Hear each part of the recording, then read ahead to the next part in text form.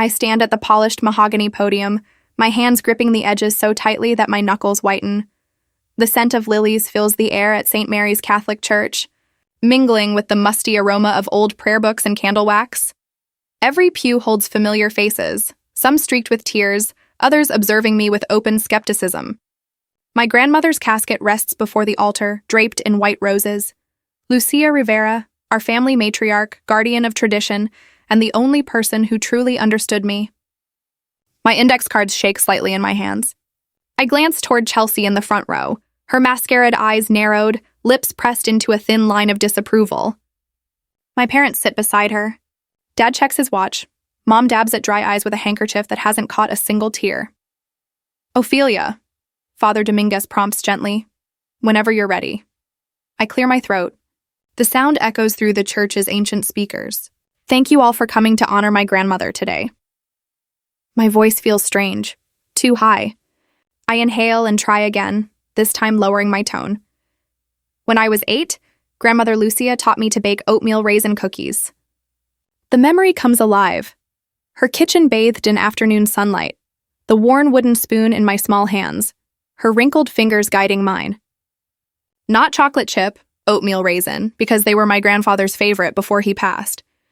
A few heads nod knowingly. She told me that love isn't always about what tastes sweetest to you. Sometimes it's about remembering what matters to someone else. My voice steadies. That afternoon, as we measured flour and counted raisins, she gave me more than a recipe. She showed me that the most meaningful acts of love often happen in ordinary moments. Across the church, Mrs. Perez dabs at her eyes. Even Uncle Robert, rarely expressive, shifts uneasily in his seat. Grandmother Lucia lived this principle every day of her 91 years. She remembered birthdays, anniversaries, and struggles, not out of obligation, but because she believed that remembering mattered. The church falls silent.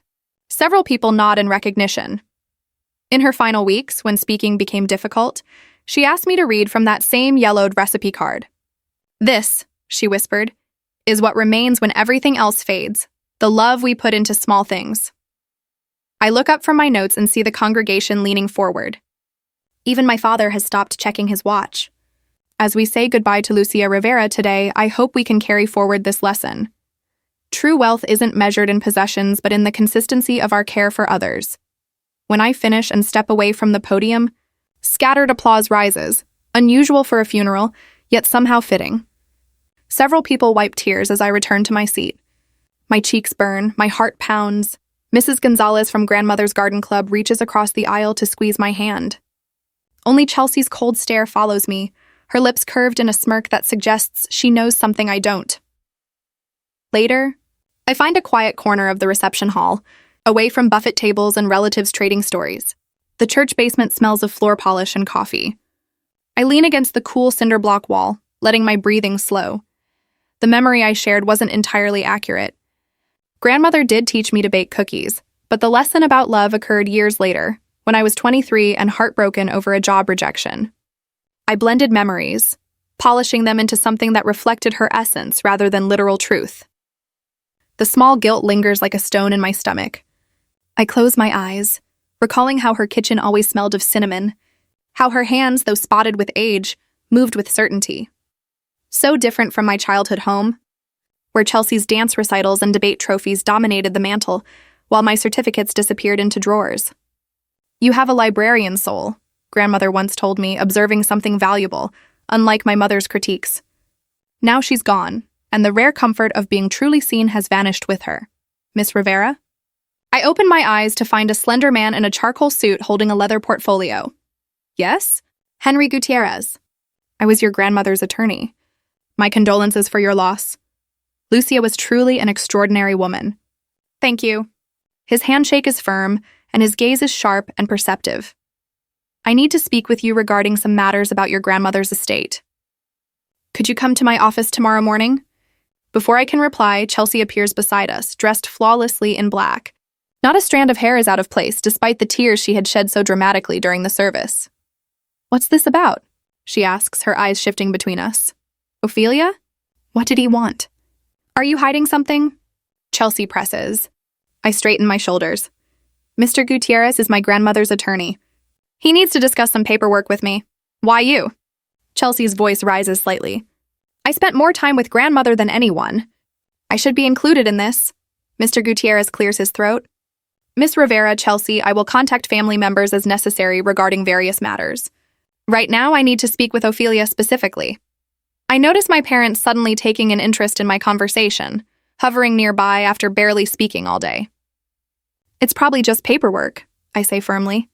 I'll handle it, Chelsea's eyes narrow. Since when do you handle anything important? 10 o'clock tomorrow, Miss Rivera, Mr. Gutierrez says, ignoring her remark. My office is on Broadway, just past the old theater. As he walks away, Chelsea follows, launching immediately into a story about her closeness with grandmother. My parents drift closer. Mom adjusts my collar as if I'm still 12. What was that about? She asks casually, though her eyes are sharp. Just some documents to sign, I imagine, I answer, stepping back slightly. Dad frowns. Strange he would approach you directly. Your mother and I were her children, after all. Before I can reply, a warm voice calls my name. Marion, the head librarian at my workplace, approaches with open arms. Her silver-streaked hair catches the fluorescent light, her sensible shoes squeaking softly on the polished floor. Your speech was beautiful, she says, hugging me. The scent of lavender and old books surrounds her. Your grandmother would be proud. Over her shoulder, I see my family retreat to the dessert table, speaking quietly, their eyes occasionally flicking toward me. Thank you for coming, I tell Marion. It means a lot. She studies my face. Everything okay? Besides the obvious, of course. I pause, weighing whether to brush it off or confide in someone I trust. I'm not sure what's happening, I admit quietly. The family is acting unusually, and my grandmother's lawyer wants to meet with me specifically tomorrow. Marion squeezes my hand. Whatever it is, you can handle it. You've always been stronger than you realize. Her confidence is reassuring, but watching Chelsea charm distant cousins across the room, doubt creeps in. What could my grandmother's lawyer want from me alone? What plan could make my family suddenly focus on the granddaughter they had overlooked for years?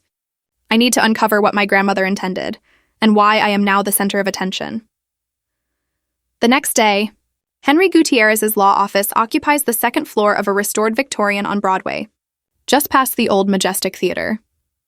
The waiting room smells faintly of lemon polish and leather, with dark wood paneling that absorbs sound.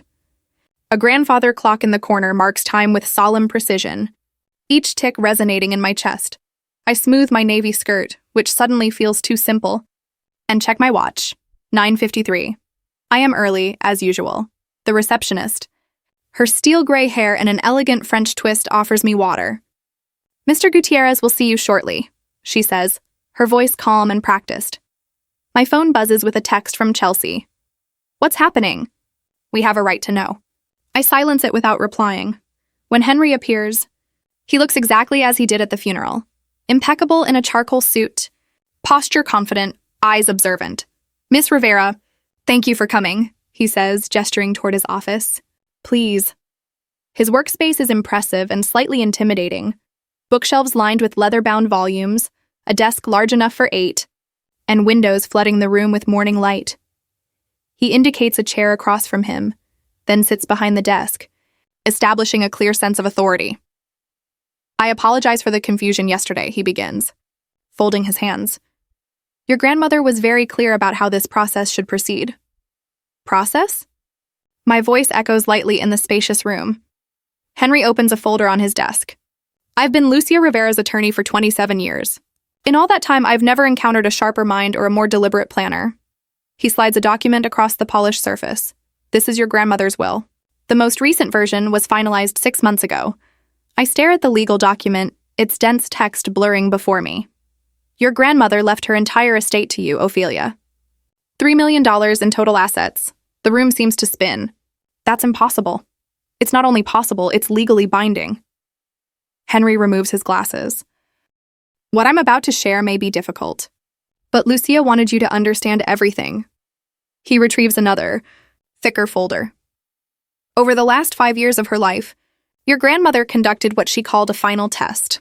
She carefully recorded every interaction with family members, when they visited, why they visited, and the nature of those visits.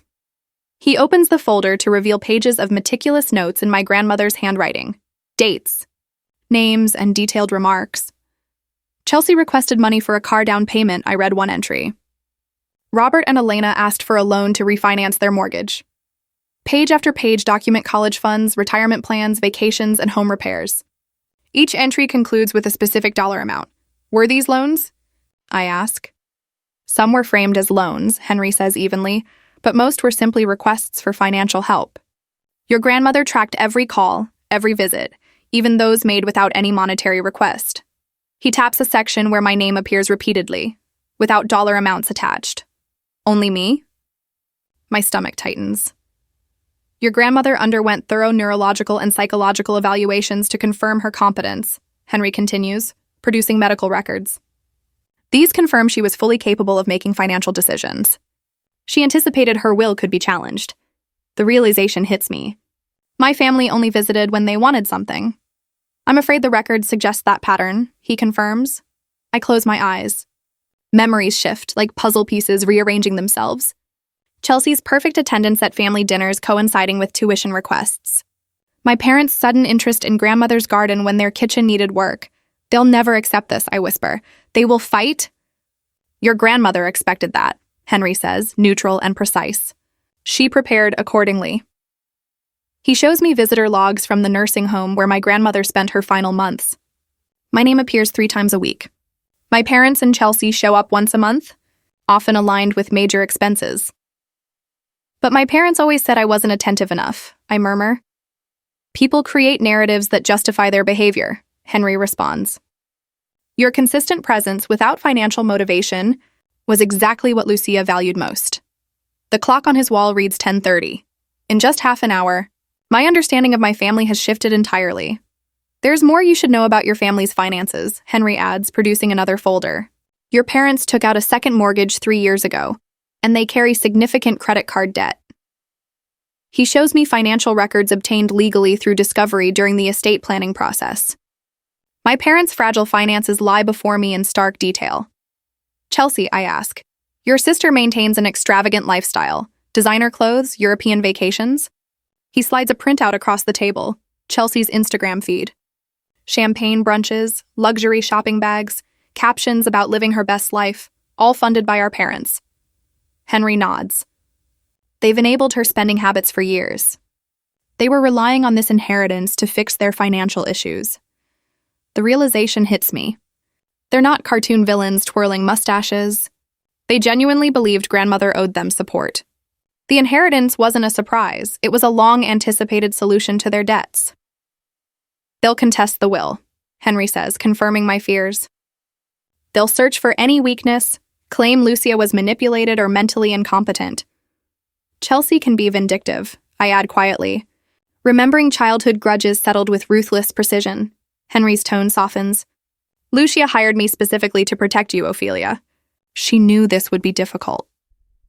For the first time since entering his office, I feel tears welling, not from fear, but from the overwhelming sense that my grandmother understood everything. Family dynamics, financial motivations, and my isolation. You're not alone, Henry continues. Moses Henderson, your grandmother's neighbor, witnessed the will signing. He's known your family for decades and can testify to Lucia's mental state and intentions. Moses? I picture the kind, elderly man who always waved from his porch during visits to grandmother. He knows your family history and is ready to support you, Henry explains. With Moses's testimony and the documentation Lucia prepared, we have strong resources. I look again at the will, grandmother's signature firm. Precise, just like her intentions. Lucia prepared for every possibility, Henry says, organizing the documents. She was determined her wishes would be respected. The grandfather clock chimes 11. In just 1 hour, my understanding of my family is upended. Patterns of neglect and favoritism weren't imagined. The disappointment over my career choice wasn't about the library. It was about money. Chelsea's perfect grandchild persona was performance, not love. Yet amid the shock and betrayal, I feel a strange validation. Grandmother had seen the truth. She valued my visits, my company without demands or expectations. In a lifetime of feeling invisible, she had truly seen me. What happens now? I ask, my voice steadier than expected. We prepare, Henry says simply. Lucia gave us everything needed to honor her wishes. Now we just need to be as strategic as she was. Outside, San Antonio carries on, unaware my world has just shifted. The next morning, the will reading brings a knot to my stomach as I enter Henry's office.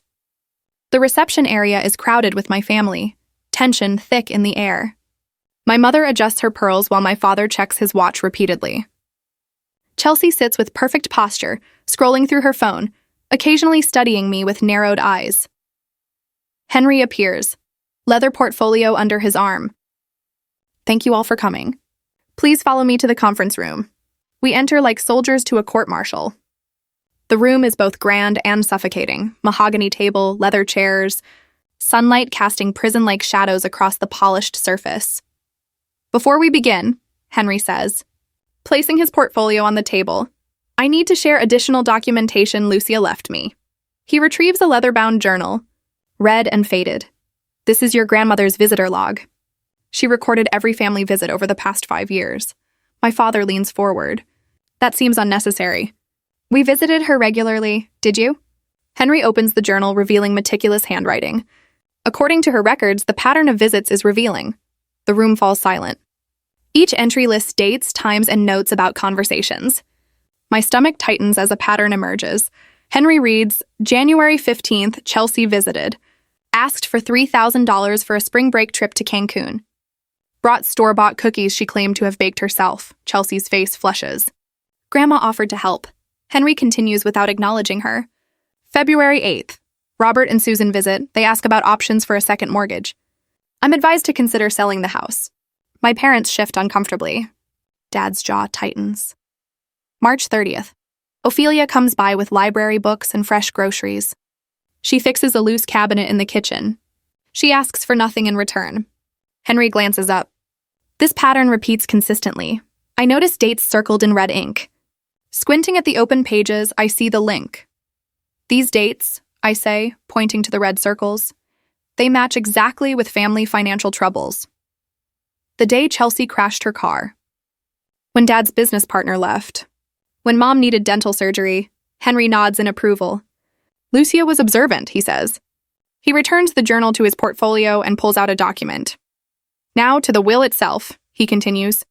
It was signed by Lucia Rivera 3 months ago with 2 independent witnesses present.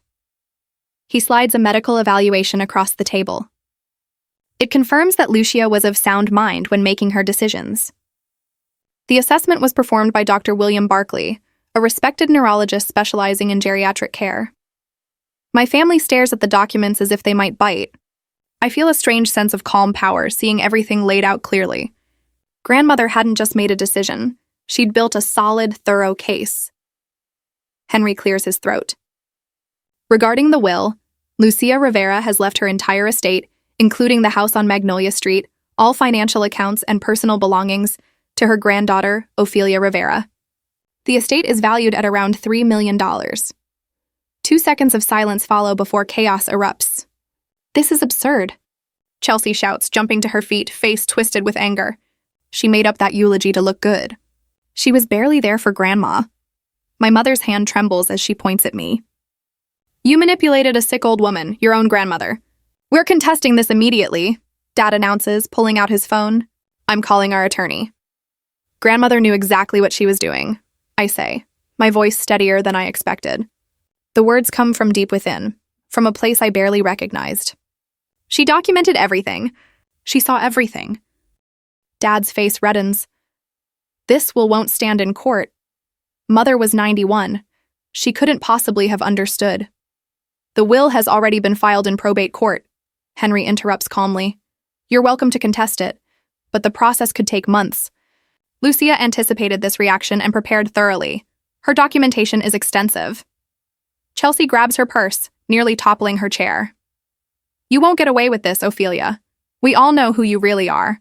A nobody who couldn't even finish college without Grandma's money. That's enough, Chelsea, I say, firm but calm. For the first time, I don't feel small around them. My parents exchange glances, a silent conversation I've observed countless times but never joined. They rise together. This isn't over, my mother says, smoothing her skirt. Not by a long shot. They storm out, Chelsea trailing behind with one final glare. The door slams, rippling the water in the pitcher. In the sudden quiet, I notice I'm still sitting straight, shoulders back, breathing normally. My hands aren't shaking. I haven't apologized once. Henry sits across from me. Your grandmother prepared everything. She knew exactly how they would react. The door opens again, and an elderly black man in a crisp button-down shirt enters. His silver hair contrasts with his dark skin, and he walks with the calm dignity of someone who has stood his ground for years. Moses, Henry says, standing to shake his hand. Thank you for coming. Moses Henderson nods at me. Miss Ophelia, my condolences regarding Lucia. Henry explains that Moses was one of the witnesses who signed the will. He has lived next door to her for 30 years. Lucia specifically asked for him. She knew what might happen after she was gone, Moses says carefully, settling into a chair. Was she fully aware when she signed it? They'll claim she wasn't. I hesitate, voicing the fear Chelsea planted. Moses chuckles warmly. Young lady, Lucia Rivera was sharp as a tack right to the end, like a steel trap. She knew exactly what she wanted and why. Relief washes over me. Thank you for telling me, but, I begin. She talked about you, you know. Moses leans forward, elbows on the table. Lucia wasn't one for small talk, but when she spoke, there was pride in her tone. My throat tightens. Really? She had mentioned books I recommended, praised how I fixed things around the house without being asked, small gestures, yet meaningful. His dark eyes, sharp despite his age, hold mine with steady assurance. Young lady, I know she truly loved you. The simple statement lands with surprising weight. It isn't about the inheritance or winning against my family. It's the proof that grandmother's love was genuine. Tears threaten my eyes. I loved her too, I managed to whisper. Henry clears his throat. We have a strong case, Ophelia. The documentation is solid, but your family won't back down easily. I glance between these two men, strangers. A few days ago, allies now, and feel something unfamiliar growing inside me. Not just confidence, but the realization I'm not facing this alone. Can I really stand up to them after all these years? The question escapes before I can stop it. Moses smiles, a gold tooth glinting in the sunlight. Lucia thought so, and that woman was rarely wrong about people. I nod, straightening the papers before me. For the first time since grandmother passed, I feel certain of my path. The battle is only beginning, but I no longer fear it. I add another legal tome to the growing stack, rub my tired eyes, and glance at the clock. 7:43 p.m., 3 days after the will reading. I've barely left this conference room in Henry's office. Undue influence requires proof that I isolated grandmother from the family, I say, underlining a passage with my finger. They visited her, though not often. Henry nods, neutral as ever, reviewing documents across the polished oak table. His tie is loose, sleeves rolled. Good observation. They'll likely argue diminished capacity instead. But we have Dr. Ramirez's evaluation from 2 months ago. I tap another folder. Perfect cognitive scores. True, but Chelsea might claim it was done at your request. I look up sharply. I never asked for it. Lucia requested it herself, anticipating this situation. Henry removes his glasses, polishing them. Perception matters in probate court. We need to prepare for every angle. I exhale, pushing down emotions that rise during the will reading. This isn't about feelings anymore. It's strategy. Chess, not checkers. What about the journal? I ask. Powerful evidence, but they'll call it hearsay, Henry says, replacing his glasses. We need additional corroboration.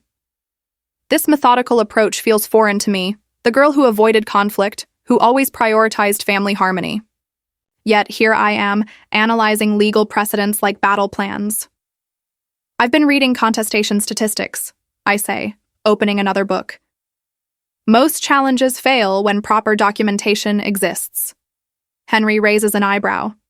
You've been doing your homework. I need to understand what we're facing, I reply, firmer than I expected. This isn't just about money. It's about respecting grandmother's wishes. Your grandmother would be proud, Henry says, sorting documents into neat piles. Most in your position would be reactive, emotional. You're thinking like someone determined to win. Outside, San Antonio traffic hums. The world continues while I transform from overlooked librarian into someone who could prevail against her family. Let's assess their moves, Henry says, uncapping a pen. Your parents might claim they expected support in retirement. Chelsea could argue promises about graduate school. I open my laptop and pull up my notes. I've documented every social media post where Chelsea mentioned grandmother's money, 17 references in the past year alone. Henry smiles briefly. Good. I've also prepared affidavits from Lucia's bridge club friends who witnessed Chelsea's behavior at holiday gatherings. The conference room door opens. Moses enters carrying a cardboard box. Despite being 78, he moves with purpose and sets it on the table. Found these while cleaning out my garage, he says, patting the box. Birthday cards Lucia sent over the years. She often mentioned your visits, Ophelia, how you never asked for anything, just brought books she'd enjoy. I blink back, surprised by my own tears. You kept all of these? Of course I did. Moses straightens his cardigan. Lucia and I were neighbors for 40 years. We spoke almost every day. I think about the countless times I heard about my family's financial demands. I reflect on my grandmother's meticulous habits, saving every receipt, recording each interaction. It becomes clear she wasn't merely organized, she was building a case. Henry examines the cards. These strengthen our position. They show Lucia's consistent care for Ophelia over time, not a sudden decision. Moses nods. Lucia knew exactly what she was doing when she left everything to you. She always said you were the only one who saw her as a person, not a bank account. I pull Rachel's research notes from my bag. My library colleague helped me gather precedents for similar will disputes. She had experience in legal documentation before becoming a librarian. As we organize our evidence, I realize we are creating something formidable, a structured compilation of proof and testimony that will protect my grandmother's intentions, not through emotional appeals but through careful preparation. Document any contact from your family, Henry advises. Every text, call, or encounter. The room falls silent as we work. Only the shuffle of papers and occasional keyboard clicks break the quiet. The anxiety I felt at the funeral has transformed into a steady determination. My phone buzzes. Chelsea. I show Henry before answering on speaker. Hello? Think you've won? Chelsea's voice is sharp, venomous. Meet me at the library tomorrow. I'll prove you're just a lucky fraud. The call ends abruptly. Henry and Moses exchange glances. They're escalating, Henry notes quietly. She cornered me at work last time I refused to give her money for a trip to Cancun, I explain. She caused a scene in front of patrons. A spark of anger rises, not helpless frustration, but something clearer. They're willing to jeopardize my professional reputation. We'll document the encounter, Henry assures me. It actually strengthens our case and shows a pattern of intimidation. I nod, straightening my shoulders. They won't scare me into giving up. The words feel certain even to me. For the first time, I truly believe it. The next morning, I arrange Henry's compiled documents into a neat stack on my coffee table. Lists of dates, bank statements, medical reports. Physical proof of my grandmother's intentions and my family's manipulations. Moses sits across, carefully organizing a timeline of visits to grandmother's house. This should help establish the pattern, he says, tapping a yellow legal pad full of meticulous notes. Every time your sister visited, it was within 3 days of requesting money. I nod, scanning his notes. She always brought those fancy Broadway bakery cupcakes. Grandmother couldn't even eat them because of her diabetes. Moses chuckles. But your parents certainly enjoyed them. A knock interrupts us. Marion enters, holding a manila envelope. I got those character references you asked for. She hands it to me. 5 colleagues vouched for my integrity immediately, even Director Patterson, known for being cautious about personal matters. Warmth spreads through me. For years, I measured my worth by family approval. Now I see support from unexpected places. Thank you. This means more than I can say. Marion squeezes my shoulder before sitting beside Moses. Any word from Henry about the hearing date? Not yet. I open my laptop to check emails. Henry emphasizes the need to be methodical. Everything must be in order before proceeding. My phone buzzes with a message from Janice, another librarian. Have you seen Chelsea's Facebook post? Call me cold dread pools in my stomach. I open Facebook and see Chelsea's profile. Her latest post has 27 comments. Some people will do anything for money, even lie at their grandmother's funeral. My sister manipulated our grandmother with weekly visits while spreading falsehoods about our family. Now she's trying to steal what belongs to all of us. The real Ophelia Rivera never cared about grandmother until money was involved. Family betrayal, the real truth. Marion gasps over my shoulder. That's outrageous. My hands shake as I scroll through comments. Most are supportive, but several are from community members who attended the funeral. I thought that eulogy seemed rehearsed. Always the quiet ones you have to watch. Such a shame when money tears families apart. Moses leans forward, jaw tight. This is desperate nonsense. Pay it no mind, but I can't ignore it. These are people I encounter at the grocery store, the library, church, people who watched me grow up. Now they're reading falsehoods about me, forming opinions based on Chelsea's distorted account. My phone buzzes again, a message from my father. Divide the inheritance equally and this will all end. Think about what you're doing to this family. The audacity steals my breath. I place the phone face down on the table. Is it worth it? I murmur, more to myself than to anyone else. Standing firm while they attack my reputation? Moses straightens in his chair. Your grandmother anticipated this. That's why she documented everything. But what if people believe her? I ask. And my job? The library board also sees these posts. Marion takes my hand. Those who matter know who you are, Ophelia. The rest? Truth lasts longer than gossip. My laptop chimes with an email from Henry. The subject line, probate hearing scheduled, 2 weeks. I open it with trembling fingers. Henry confirms the date and adds, all documentation is ready. I've engaged a reputation management specialist to handle the social media situation. Do not respond directly to posts or contact your family. Forward everything to me. Moses reads over my shoulder and nods. Henry knows what he's doing. Grandmother chose him for a reason. A second email arrives with a digital copy of grandmother's medical evaluations from 3 and 2 months ago, completed by 2 separate physicians. The conclusion is clear. The patient demonstrates excellent cognitive function for her age. No signs of impairment or undue influence detected. We have everything we need to win, Moses says, his voice steady, quiet with confidence. The truth withstands lies. I look around my small living room, now a strategic command center. 3 weeks ago, I was just the overlooked granddaughter visiting an elderly woman out of genuine care. Now I'm preparing to fight my own family legally while defending my character publicly. Yet a change has occurred within me. Panic no longer overwhelms me. My family's attacks no longer surprise me. Their desperation confirms what grandmother knew. Their affection was conditional. Visits were transactional. I close my laptop and organize the papers. 2 weeks, I say.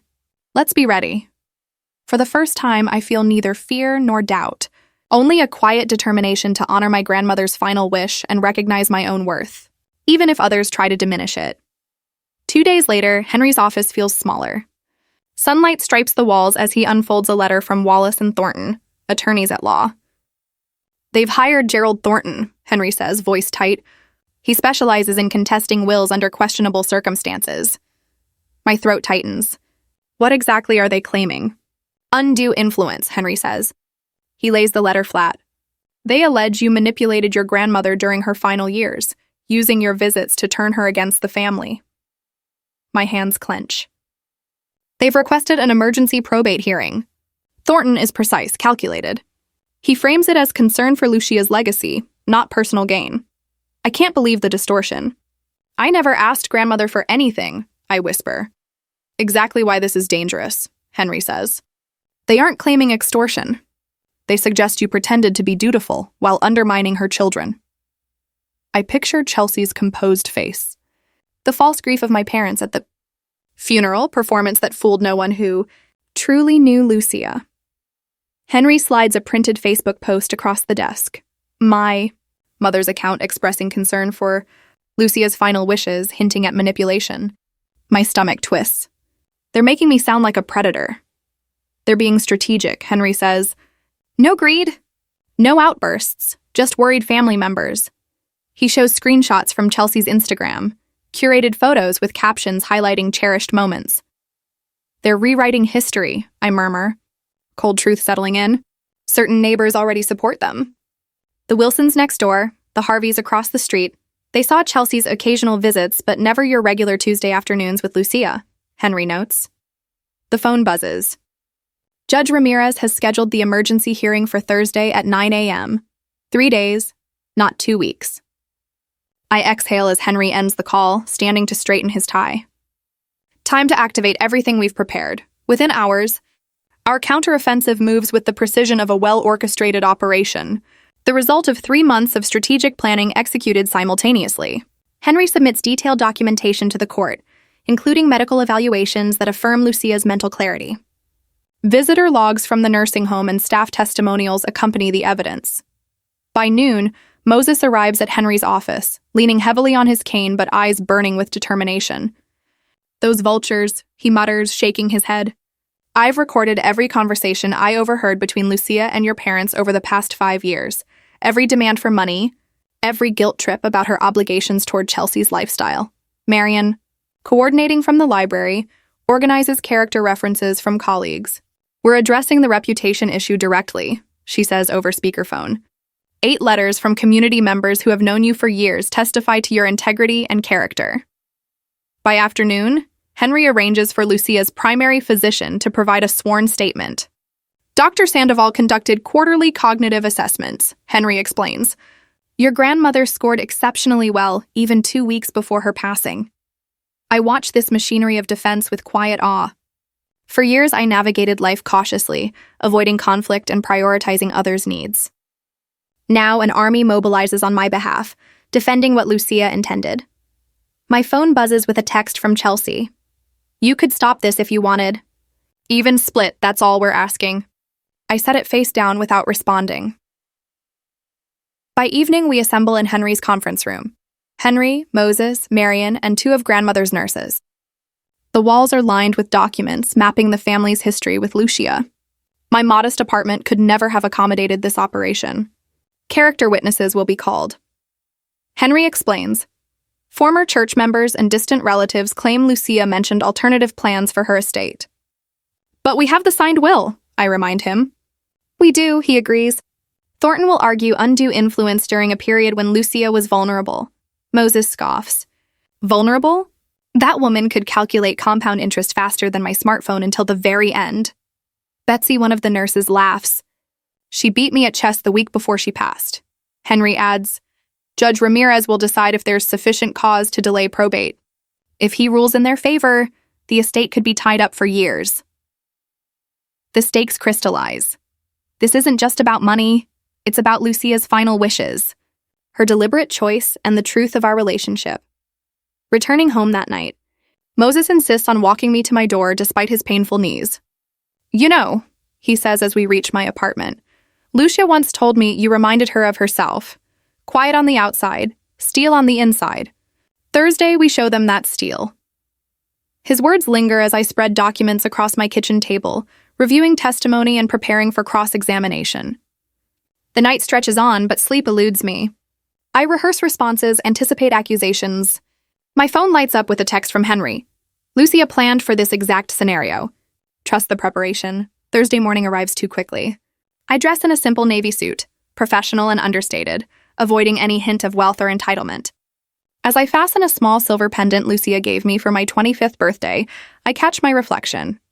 The woman in the mirror stands taller than the one who delivered a nervous eulogy months ago. She understands what's at stake, not just the estate, but the truth of who Lucia Rivera was and what she valued. Henry calls, confident and clear. Cars are waiting. It's time. I take one last look at the scattered papers, the battle plan built since that church day when Chelsea's cold stare followed me from the podium. This is the point of no return. "I'm ready," I tell Henry. For the first time, I truly am. That morning, the county probate courtroom smells of furniture polish and institutional air. I sit at a polished oak table beside Henry, hands folded to steady them. The wood reflects the fluorescent lights, making the entire room feel clinical, even the judge's dark bench. Across the aisle, my family sits. Chelsea's hair styled in an elegant updo, my mother in a somber navy dress with pearl earrings, Gifts from grandmother. My father's silver gray suit looks freshly pressed, his expression carefully concerned. Their attorney organizes documents with surgical precision. All rise. The bailiff announces Judge Ramirez, a woman in her 60s with a practical bob and reading glasses. After formalities, their attorney stands buttoning his jacket. Your Honor, this is a straightforward case of undue influence. Lucia Rivera, a beloved matriarch, fell victim to manipulation by her granddaughter, Ophelia. My stomach tightens. The boldness of the claim hits me like a physical blow. Miss Rivera methodically isolated her grandmother from other relatives. Lawyer Thornton continues, his voice steady and practiced. She fostered dependence while the elderly woman was vulnerable. The outcome was an unusual will that excluded Miss Rivera's parents, Lucia's son, and her younger daughter. Thornton gestures toward my family. The Riveras are simply seeking what their mother and grandmother intended before she came under undue influence. They are not asking for more than family tradition or Lucia's own statements suggested. My mother dabs at her dry eyes with a handkerchief, and Chelsea nods quietly. The presentation is polished, concerned family members trying to honor an elderly woman's wishes, rather than greedy relatives chasing money. The evidence will demonstrate, Thornton concludes, that this will reflect Ophelia Rivera's interests, not Lucia Rivera's intentions. When Henry rises, his style is calm and precise, contrasting Thornton's theatrical delivery. Your Honor, the respondent has presented a persuasive story. Sadly, it is fiction. He lifts a large binder. What is factual, however, is this documentation spanning 15 years. He approaches the judge's bench. These are visitor logs from Lucia Rivera's retirement community, signed by security personnel. They show that while Ophelia visited her grandmother weekly for years, her parents and sister appeared mainly when money was needed. Thornton interrupts. Objection. Counsel is making unfounded accusations. I am establishing a pattern and motive, Your Honor, Henry replies calmly. And I have the foundation right here. Returning to the table, he lifts another binder. These financial records document 17 occasions when Chelsea and her parents requested large sums from Lucia Rivera, followed by long periods of no contact until the next request arose. The judge accepts the binder, frowning as she flips through the pages. Henry continues, most revealing are Mrs. Rivera's personal journals, where she expressed concerns about her family's intentions. He produces a leather-bound notebook. I'd like to read one entry from September 12th, 3 years ago. My father shifts uneasily. Chelsea whispers urgently to Porter, her composure faltering. Henry reads, Robert called again about the lake house down payment. I mentioned I already helped with Chelsea's tuition, and he said I owed it to them since I'm sitting on a fortune. Only Ophelia visits without asking for money. Perhaps she's the only one who sees me as more than a bank account. The courtroom falls silent. The first witness is Moses Henderson, gripping his cane as he takes the oath. Settling into the chair, he looks sharp despite his 87 years. Mr. Henderson, how long have you known Lucia Rivera? Henry asks. 30 years. We were neighbors at Shady Oaks Retirement Village. Did you ever observe Ophelia isolating her grandmother from family? Moses chuckles. Not at all. Often Lucia called her son and his family to visit, and Ophelia encouraged her to keep trying. Were you present when Lucia decided to change her will? Yes, she invited me for coffee that morning, said it was important and wanted a friend there. Was she of sound mind? Sharp as ever, Moses replies, tapping his temple. We'd just finished our weekly chess match. She won, by the way. She explained clearly why she was making the change, saying it was to reward genuine love, not punish anyone. Thornton's cross-examination attempts to suggest confusion or bias, but Moses remains steady, recounting details with clarity. Next, my library director, Marion, testifies to my character and work ethic. Then Dr. Ramirez, grandmother's physician, presents medical evaluations confirming that Lucia remained mentally sharp until her final days. By lunch, I noticed the judge watching my family with increasing skepticism. Their coordinated concern now appears rehearsed rather than sincere. When court resumes, Thornton calls my mother. Mrs. Rivera, did your mother ever express concerns about Ophelia's influence? My mother changed in those final years, she says, voice trembling. She seemed distant and preoccupied during visits. Sometimes she mentioned things Ophelia had said about us that weren't true. Henry objects. The judge sustains the objection, instructing my mother to stick to facts, not speculation. Chelsea testifies next, portraying herself as the devoted granddaughter constrained by a demanding career. Grandmother always told me I was following in her footsteps. We shared a special bond, she says, her emotion timed perfectly. Henry rises for cross-examination. Miss Rivera, when was your last visit before your grandmother passed? Chelsea hesitates. Henry consults the logs. The records show June 3rd, 4 months before her death. Do you recall the purpose? Chelsea shifts uncomfortably. To see her, of course. Henry passes a document to the judge. Exhibit 14. A text message from the defendant to Lucia Rivera the day before that visit, requesting $7,000 for a trip to Barcelona. Chelsea pales. By late afternoon, Thornton's case collapses. What initially appeared as reasonable concern now seems a calculated effort to extract money from an elderly relative. The judge removes her reading glasses, rubbing her nose.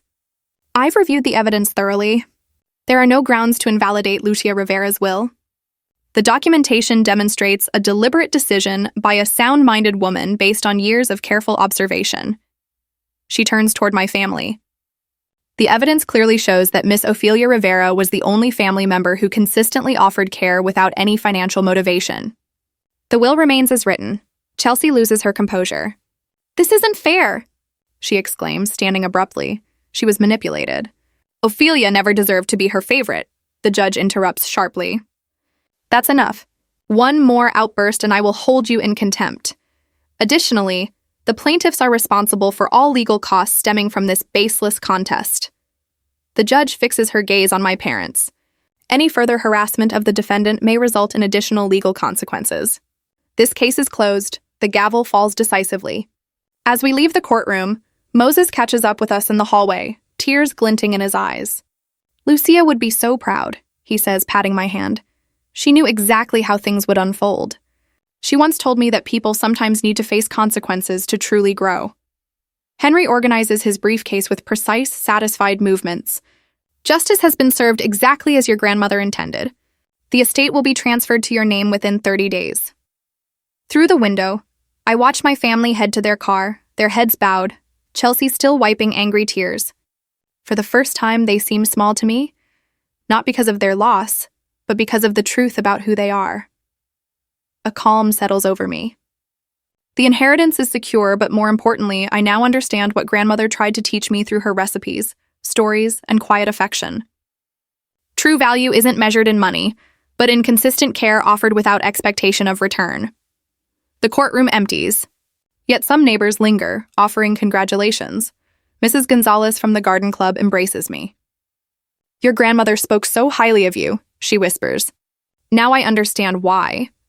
In that moment, standing in the echoing courthouse hallway, I realized that the real victory isn't money or vindication. It's knowing I was truly seen by someone who mattered. And in her seeing me, she helped me finally see myself. 6 months after the probate hearing, I park in my usual spot at the San Antonio Public Library and check my reflection in the rearview mirror. The woman staring back barely resembles the nervous librarian who once trembled while delivering her grandmother's eulogy. Same hazel eyes behind wire frames, same brown hair tucked behind my ears, but the hesitation has vanished. The courthouse victory changed more than my bank account. Chelsea removed her vicious social media posts within hours of the ruling. My parents stopped attending community events where they might encounter me. Their retreat wasn't graceful, but it was complete. Mrs. Gonzalez meets me as I walk toward the library entrance. Ophelia, just the person I hope to see.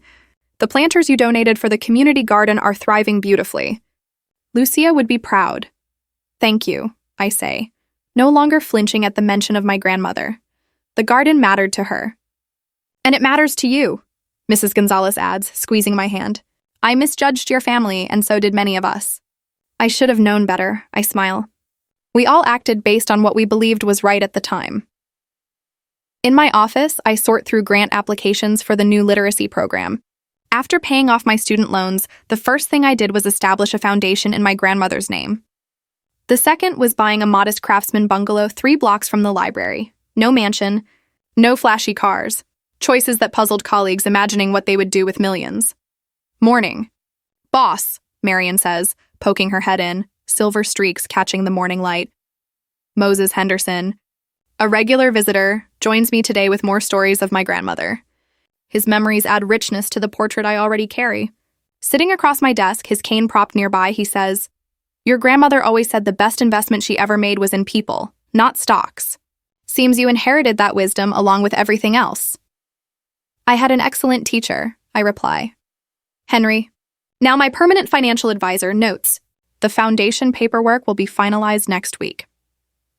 His guidance helped structure the inheritance to safeguard both my future and grandmother's legacy. "Lucia gave you more than money," Moses observes.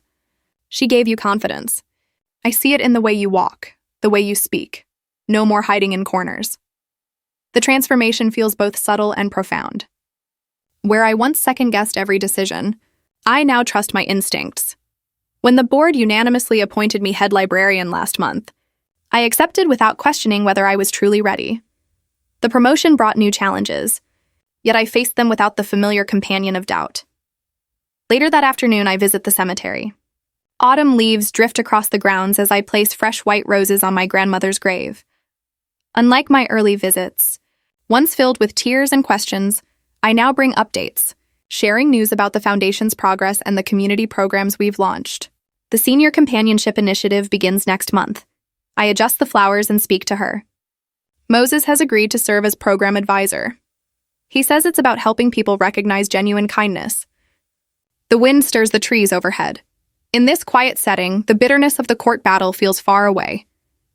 I no longer dwell on Chelsea's cutting remarks or my parents' attempts to challenge the will. Their actions revealed truths I needed to face, painful as they were. Family contact remains minimal. Occasional text messages, a birthday card. Yet last week, a tentative coffee meeting with my father revealed the slightest crack in his pride. He mentioned a community art show without once bringing up the inheritance. Back at the library, I find Amanda, our newest librarian, frantically reorganizing a cart of misplaced returns. Her frustration erupts when she knocks over a carefully sorted stack. "This is impossible," she snaps, her voice sharp enough to draw attention from nearby patrons. No one respects the system. Why do I even bother? 6 months ago, I might have taken her anger personally and retreated. Today, I see past her words to the pressure beneath. Often, the hardest people to support are the ones who need it most. I kneel to help gather the books. "Take a break. I'll finish this." Her shoulders slump. "I'm sorry. It's not the books. My mother's health is declining, and I'm trying to arrange care from 3 states away." I tell her, "My grandmother faced the same struggle before moving to assisted living. I have some resources that might help. Let's talk after your shift." This exchange, remaining steady in the face of someone else's distress, marks the deepest change in me. Grandmother's true gift wasn't the money. It was teaching me to see the value of compassion, even when it's hard to offer. That evening, my phone buzzes. My mother's name appears on the screen, sending a familiar flutter of anxiety through my chest that soon settles. Her message reads, "Would you consider joining us for Christmas dinner this year?" I pause, recalling holidays filled with tension and unspoken resentment, but also oatmeal raisin cookies my grandmother taught me to bake, and her gentle wisdom that love isn't always what tastes sweetest. Perhaps it's time for us to see each other as family again, not because the past didn't happen, but because Lucia Rivera taught me that true inheritance isn't measured in dollars. It's measured by the courage to offer kindness where it hasn't always been returned. I text back, "I'd like that." Should I bring dessert?